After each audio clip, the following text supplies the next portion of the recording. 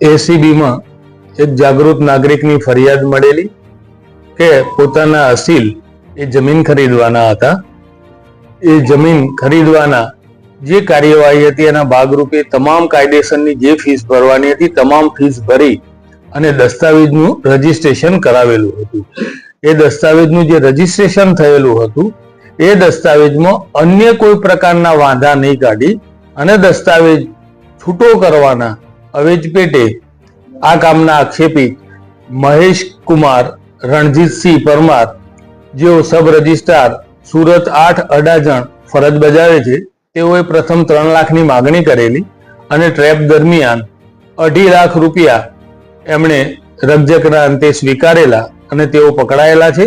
તેઓ વિરુદ્ધ કાયદેસર કાર્યવાહી હાથ ધરી અને તપાસ ચાલુ છે.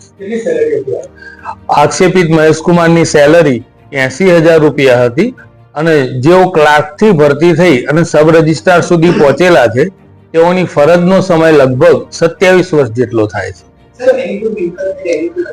હા, આવું આગળ જે ટૂંકમાં અમને ઇનપુટ મળશે એ મુજબ અમે ઇન્વેસ્ટિગેશન કરીશું અને આપનો વખતો વખત જાણ પણ કરીશું.